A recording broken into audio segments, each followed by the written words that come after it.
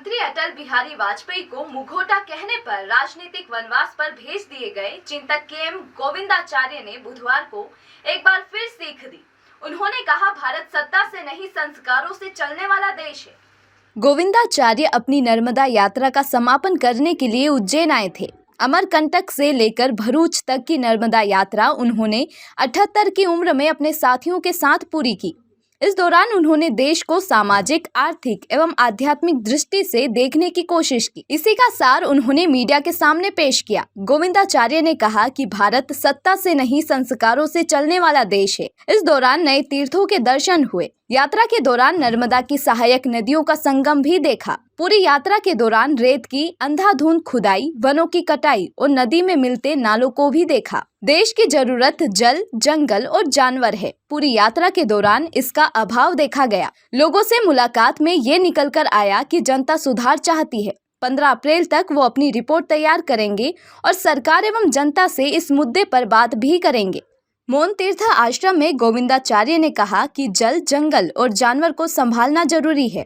इसके लिए हम सबको आगे आना होगा। इसके लिए हमें उदाहरण पेश करने होंगे। मैंने कोशिश की है, पिछले 500 वर्षों से दुनिया में और हमारे देश में मानव केंद्रित विकास की ओर गाड़ी बढ़ी थी।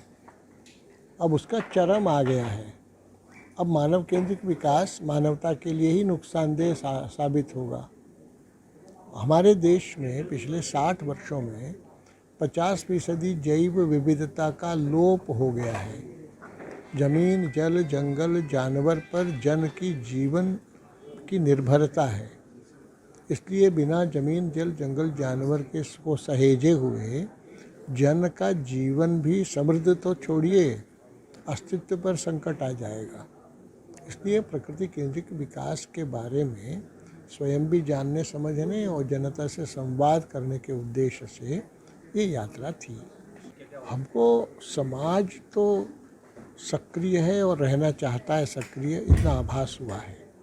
इसी को और पोषण करना है, उनको निश्चित कार्यक्रम गतिविधियां देनी है और उनके उदाहरण प्रस्तुत करने पड़ेंगे। ये हमने सीखा है इसमें। यात्रा की रिपोर्ट आपने बनाई है? अभी तो बनी नहीं है, अभी तो बन रही है।